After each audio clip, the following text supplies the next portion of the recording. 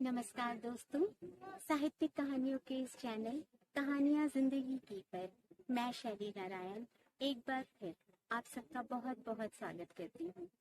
और आज गंगा के इस पवित्र तट पर आप सबको सुभद्रा कुमारी चौहान जी की लिखी गंगा की ही तरह पवित्र और निर्मल प्रेम की एक खूबसूरत कहानी सुनाने जा रही हूँ।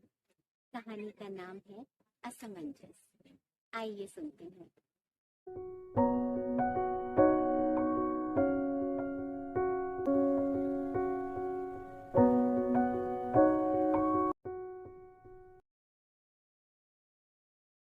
आप इतने दिन से आए क्यों नहीं केशव जी? सभा मंडप के बाहर निकलते निकलते कुसुम ने पूछा। मैं अपने मित्र बसंत के साथ बाहर चला गया था, केशव ने बसंत की ओर इशारा करते हुए जवाब दिया। कुसुम ने बसंत की ओर देखा, फिर जरा रुकती हुई बोली, क्या यही आपके मित्र बसंत है? मैंने जैसे इन्हें पहले कभी देखा है। कॉन्वोकेशन डिबेट में फर्स्ट प्राइज आप ही को मिला था। कॉन्वोकेशन डिबेट में फर्स्ट प्राइज जीतने वाला बसंत एक बालिका के सामने कुछ घबरा सा गया। उसका चेहरा लाल हो गया। उसने कुछ भी उत्तर न दिया। केशव ने कहा, हाँ, प्राइज इन्हीं को मिला था। उसके बाद कुसुम, बसंत और केशव दोनों को शाम के समय अपने यहाँ चाय के लिए निमंत्रित करके अपने पिता के साथ कार पर बैठकर चली गई। कुसुम कुमारी अपने माता पिता की इकलौती कन्या है। इलाहाबाद के जॉर्ज टाउन में जहाँ शहर के धनी मानी व्यक्तियों के बंगले हैं, वहीं कुसुम के पिता की एक विशाल कोठी है। शहर के प्रमुख धनी व्यक्तियों में उनकी गणना है। उनके पास मोटर है, गाड़ी है और भी न जाने क्या क्या है। 10-5 नौकर सदा उनके घर पर काम किया करते हैं। घर बैठे केवल लेन देन से ही उन्हें 600-700 रुपये मासिक की आमदनी हो जाती है। कुसुम ही उनकी एकमात्र संतान है, जो वही प्रॉस्पेक्ट गर्ल्स स्कूल में मैट्रिक में पढ़ती है। केशव कुसुम का पड़ोसी है, यूनिवर्सिटी में बीए का विद्यार्थी है। बसंत केशव का सहपाठी है। वह अपने मामा के साथ अहियापुर में रहता है। बसंत के माता पिता बचपन में ही मर चुके हैं और तभी से बसंत अपने मामा का आश्रित है। बसंत पढ़ने लिखने में कुशाग्र बुद्धि, सदाचारी, सरल स्वभाव और मिलनसार है। इसलिए शिक्षक उसे चाहते हैं और सहपाठी उसका आदर करते हैं। शाम को केशव के आग्रह से बसंत कुसुम के घर पर आया तो जरूर था, किंतु उसे वहाँ बात में संकोच मालूम हो रहा था। जब कुसुम उन्हें लेकर मखमली सीढ़ियों पर से ऊपर अपने ड्राइंग रूम में जाने लगी, तब बसंत ने अपने पैरों की ओर देखा। जहाँ कुसुम के कमल सरीखे मुलायम पैर पड़ रहे थे, वहाँ अपने धूल भरे पैरों को रखने में उसको कुछ अटपटा सा लगा। कमरे में पहुंचकर वहाँ की विभूतियों को देखकर बसंत भौचक सा रह गया। ऐश्वर्य के प्रकाश में उसे अपनी दशा और भी हीन मालूम होने लगी। उस वातावरण के योग्य अपने को न समझकर उसे कष्ट हो रहा था। वह बार बार सोचता था कि मैं नाहक ही यहाँ आया। कुसुम अद्वितीय सुंदरी थी। उसकी शिक्षा और व्यवहारिक ज्ञान ने सोने में सुहागे का सा काम कर दिया था। उसके शरीर पर आभूषणों का विशेष आडंबर न था। वह लाल किनारी की एक साफ साड़ी पहने थी, जो उसकी कांति से मिलकर और भी उज्ज्वल मालूम हो रही थी। कुसुम का व्यवहार बड़ा शिष्ट था। उसकी वाणी में संगीत का सा माधुर्य था। वह चतुर चितेरे के चित्र की तरह मनोहर, कुशल शिल्पी की कृति की तरह त्रुटि रहित और सुकवि की कल्पना की तरह सुंदर थी। बसंत के जीवन में किसी युवती बालिका से बातचीत करने का यह पहला ही अवसर था। उसने कुसुम की ओर एक बार देखा फिर उसकी आंखें ऊपर न उठ सकी। कुसुम ने चांदी के से सुंदर प्यालों में चाय बनाकर टेबल पर रखी। तश्तरियों में जलपान के लिए फल और मिठाइयाँ सजा दी। बसंत स्वभाव से ही शिष्ट था, किंतु आज वह साधारण शिष्टाचार की बातें करना भी भूल गया और उसने चुपचाप चाय पीना शुरू कर दिया। कुसुम यदि कोई बात पूछती तो बसंत का चेहरा अकारण ही लाल हो जाता और उसका हृदय इस प्रकार धड़कने लगता जैसे वह किसी कठिन परीक्षक के सामने बैठा हो। चाय पीते पीते भी उसका गला सूख जाता था और सिवा हाँ या न के वह कुछ बोल न सकता था। इंटर यूनिवर्सिटी डिबेट में जाकर बनारस से अपने कॉलेज के लिए शील जीत लाना बसंत के लिए उतना कठिन न था जितना कठिन आज उसे साधारण बातचीत करना मालूम हो रहा था। वह अपनी दशा पर स्वयं हैरान था और उसे अपने अचानक मौन पर आश्चर्य हो रहा था।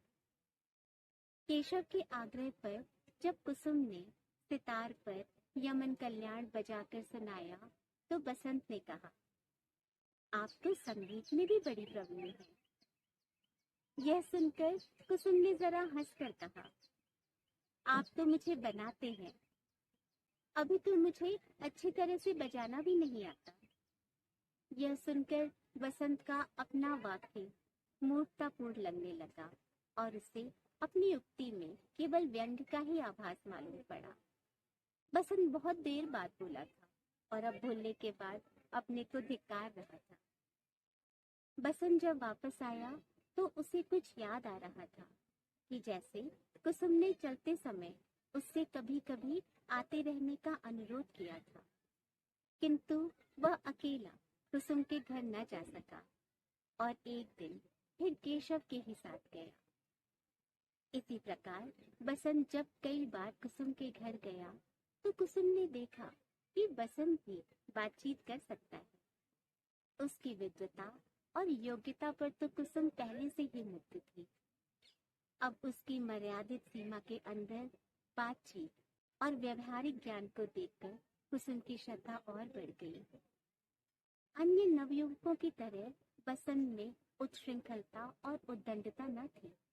उसकी बातचीत, हंसी मजाक सब सीमा के बाहर न जाते थे।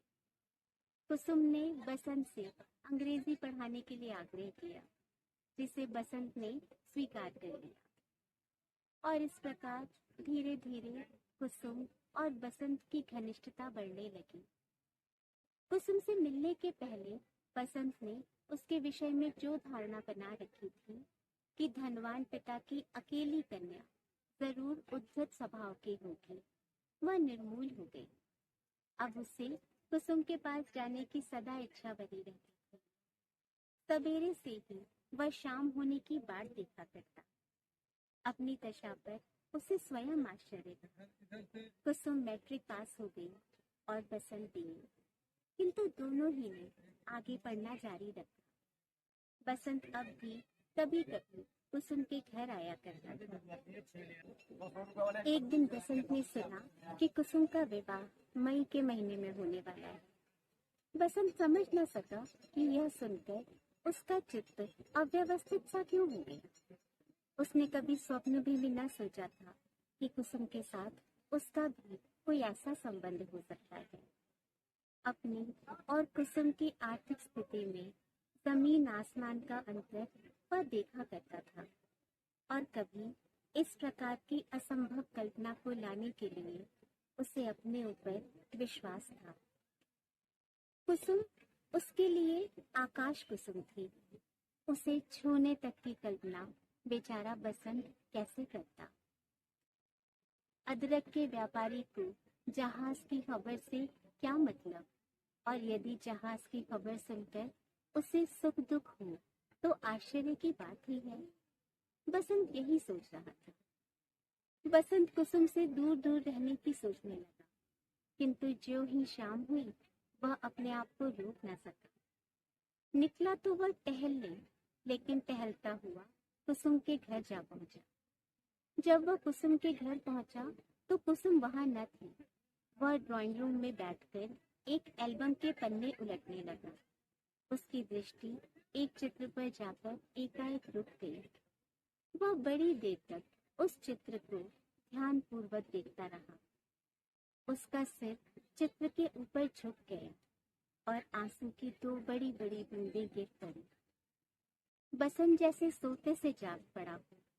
उसने झट से जेब से रुमाल निकालकर चित्र पर से आंसू की दो बूंदें पोंछ दी और उसी समय उसकी नजर सामने लगे हुए बड़े आईने पर पड़ी। कुसुम उसके पीछे चुपचाप खड़ी थी। उसकी आंखें सजल थीं। बसंत कुछ घबरा सा गया।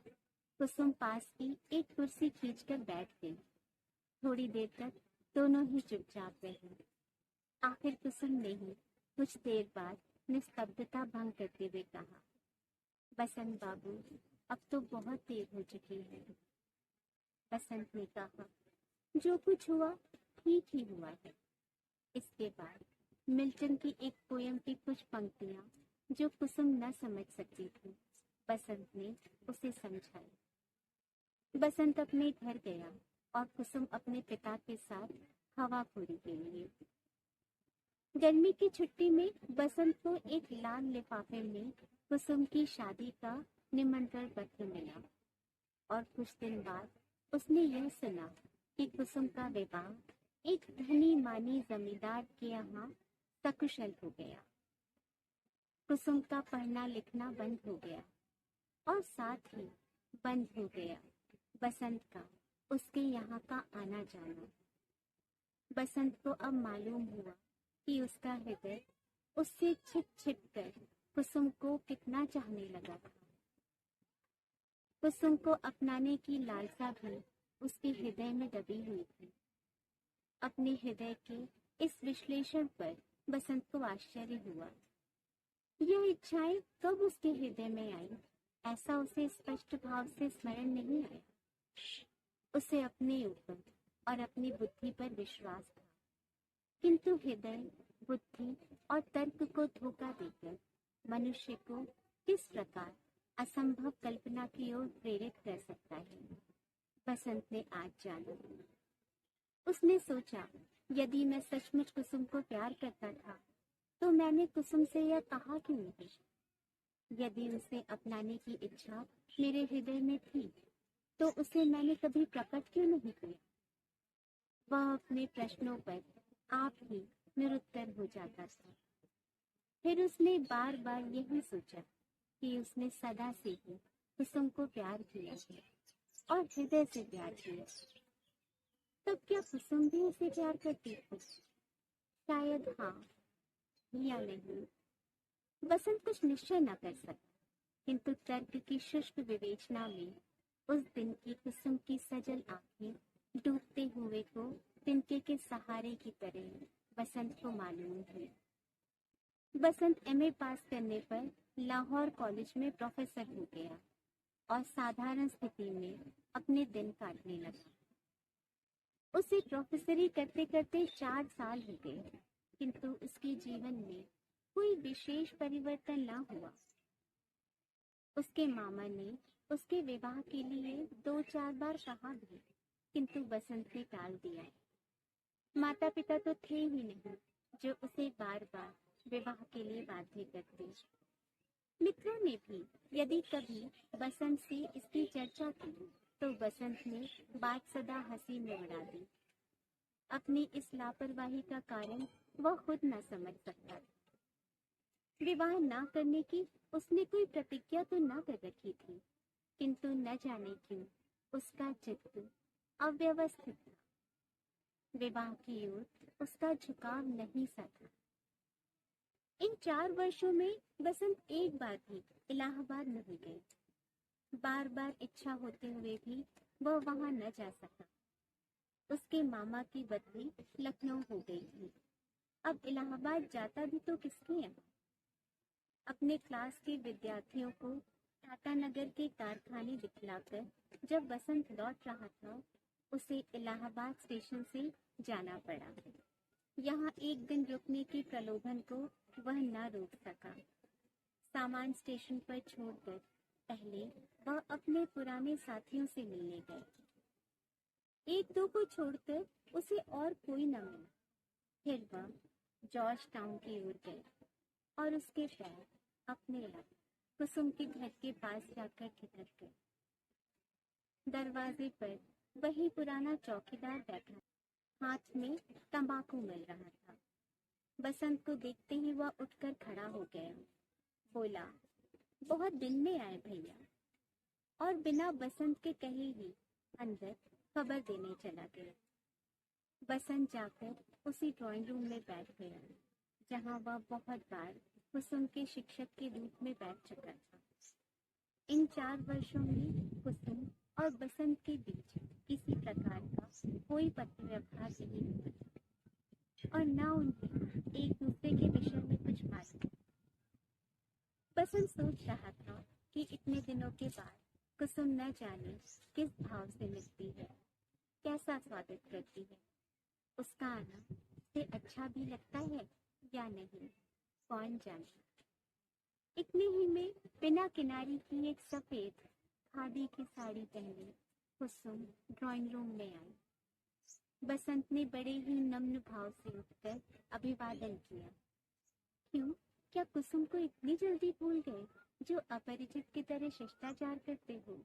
बसंत बाबू, कुसुम ने हल्की मुस्कुराहट के साथ कहा।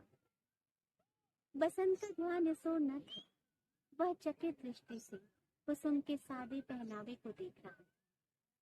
सौभाग्य के कोई चिन्ह न थे, न तो हाथ में चूड़ी और न माथे पर सिंदूर की बिंदी। तो क्या कुसुम विधवा हो चुकी है? किंतु बसंत का हृदय इस बात को मानने के लिए तैयार ही न हुआ। क्या सोच रहे हो बसंत बाबू? कुसुम ने फिर पूछा। बसंत जैसे चौक पर बोला, कुछ तो नहीं, वैसे ही मैं देख रहा था कि कुसुम ने बात काट कर कहा, आप मेरी तरफ देख रहे होंगे, किंतु इसके लिए क्या किया जाए? विधि के विधान को कौन टाल सकता है? बसंत को मालूम हुआ कि विवाह के 2 ही वर्ष बाद कुसुम विधवा हो गई। उसके पिता भी उसे अटूट संपत्ति की अधिकारिणी बनाकर 6 महीने हुए परलोकवासी हुए। बसंत ने देखा कि विपत्तियों ने कुसुम को ज्ञान में उससे भी अधिक और बना दिया। कुसुम उम्र में बसंत से कुछ साल छोटी थी, किंतु बसंत अभी संसार सागर के इसी तट पर था और कुसुम लहरों के चपेट में आकर उस पार बसंत से बहुत दूर पहुंच गई थी। बसंत के जीवन में आशा थी और कुसुम का जीवन निराशापूर्ण था। निराशा की अंतिम सीमा शांति है।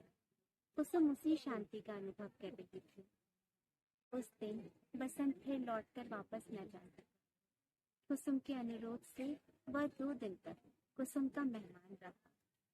दोनों ने परस्पर एक दूसरे के विषय में इतने दिनों का हालचाल जाना।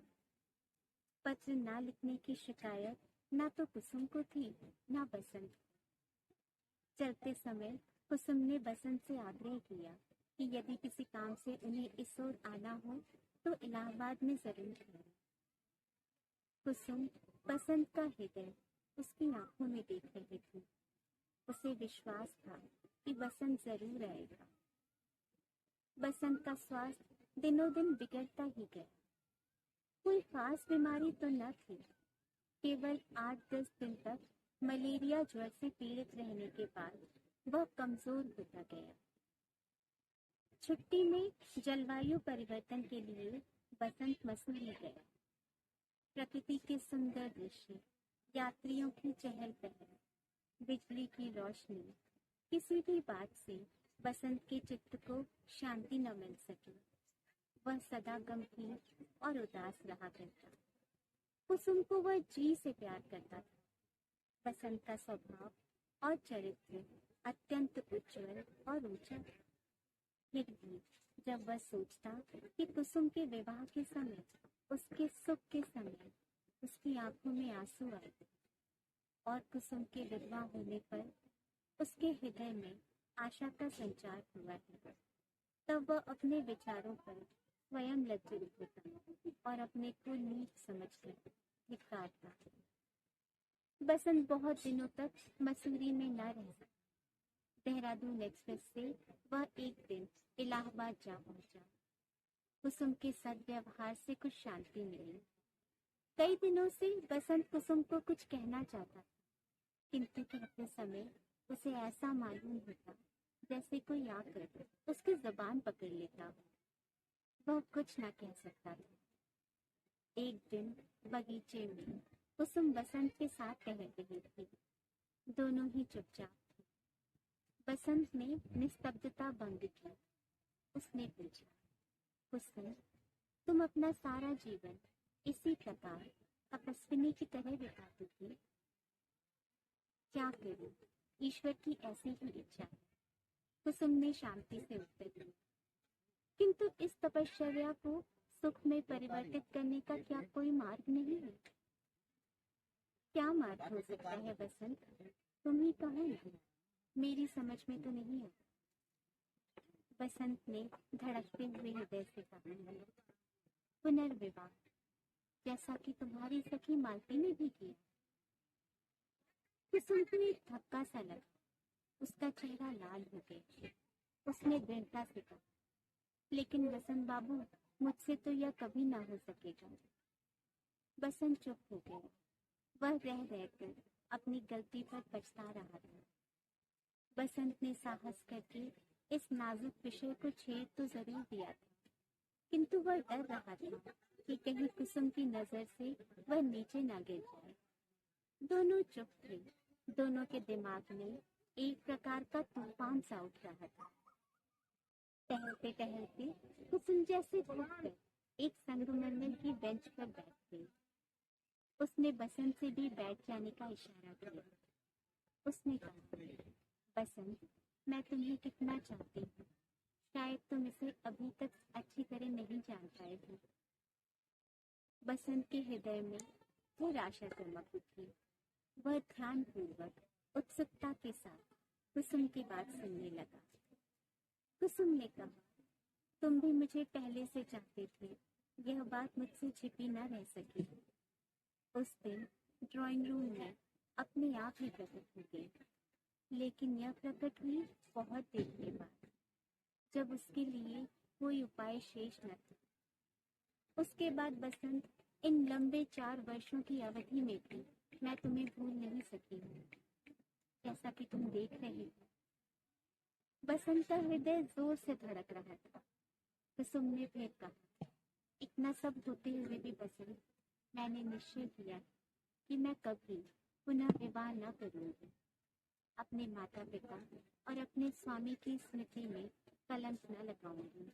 तुम्हारी ओर मेरा शुद्ध प्रेम, उसमें वासना और स्वार्थ की गंध नहीं है। बसंत हताश हो गई। कुसुम ने फिर कहा, कहानियों की तरह क्या प्रेम का अंत विवाह में ही होना चाहिए? बसंत कोई उत्तर न दे सका। उसने देखा कुसुम प्रेम की दौड़ में भी उससे बहुत आगे निकल गई है। बसंत अपने को स्वार्थी और ऊंचे हृदय का समझने लगा। उसे ऐसा मालूम हुआ कि कुसुम बहुत ऊंचे से किसी दूसरे लोक से बोल रही है, जिसे बसंत कुछ समझ सकता है और कुछ नहीं। इसके बाद बसंत और कुसुम के बीच में इस विषय में फिर कभी कोई बात न हुई। किंतु बसंत अब भी समझता है कि कुसुम का तर्क सत्य नहीं है। किसी सुकवि की कल्पना की तरह यह सुंदर जरूर, पर उसमें सच्चाई नहीं। परंतु इस प्रकार के विचार आने पर वह स्वयं अपनी आंखों से नीचे गिरने लगता है। उसके कानों में बार बार कुसुम के यह शब्द गूंजने लगते, क्या प्रेम का अंत कहानियों की तरह विवाह में ही होना आवश्यक है?